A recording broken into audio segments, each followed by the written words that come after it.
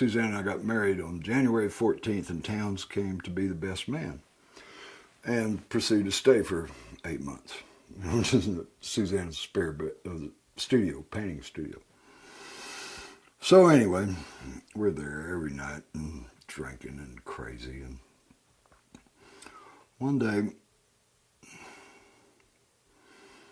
can't remember when it was, but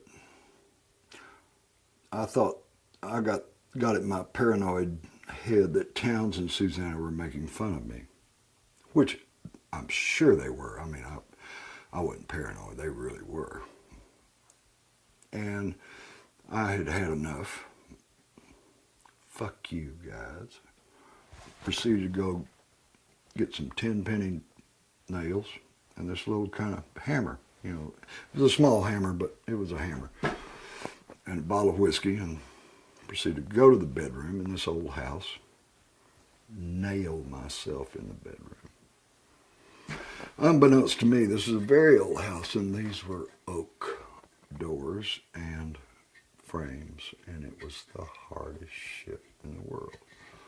And it's one thing to drive a nail in that with a little hammer, but to pull the nail out with a little hammer is a whole other thing. So when it came time to pee, I couldn't get out.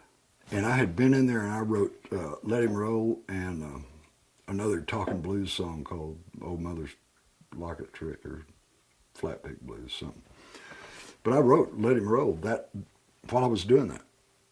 I said, fuck you, God, man. I went in there and I wrote Let Him Roll and started, I almost had another one. I had to pee.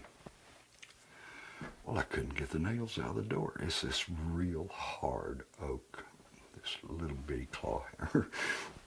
I tried, the windows would barely open because they were all painted shut and had storm glass and screen storm window. I couldn't pee out the window. It was like, I can't remember how I got out of there, but it was like horrible, to let two idiots like Towns and Susanna drive you to that length to where you nail yourself in a room.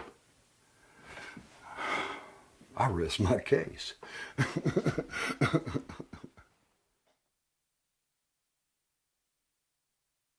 Even though sometimes there's a lot of words, there's a lot of phonetic hot licks going on, it's the holes you leave, emotionally and the storyline. And Towns was like, it's almost, he was so good at it, it sounds unconscious. I don't believe it wasn't. I think he knew what he was doing, How can you tell? How can you Well, because I know Towns. Right. He's a smart son of a bitch, man.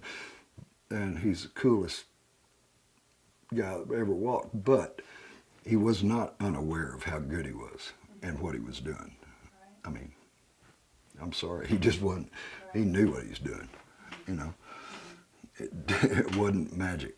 Right. It was fucking hard work and paying attention.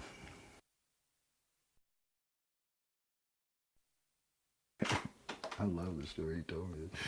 He said when he was in the 3rd grade, it was like going to class and everything was just like sit up straight Texas gentleman stuff, and he was in class and the teacher said, okay, they're changing subjects every hour. You're in the same room. Said, okay, kids, she said, it's time for science. Today we're going to study the universe and the solar system and stars and all that stuff. And she said, now that our sun in our solar system is a star. And we all, stars burn out. And just kept on talking, and Towns said, slapped him in the side of his head, and he said, excuse me, you telling me the sun's burning out? He said, I gotta shine my shoes, be here on time, do my homework, sit up straight, and the fucking sun's burning out? He said, hold it. He said, from that day on, that's the way he lived his life, was, excuse me, the sun's burning out, are you hip, man? Fuck this.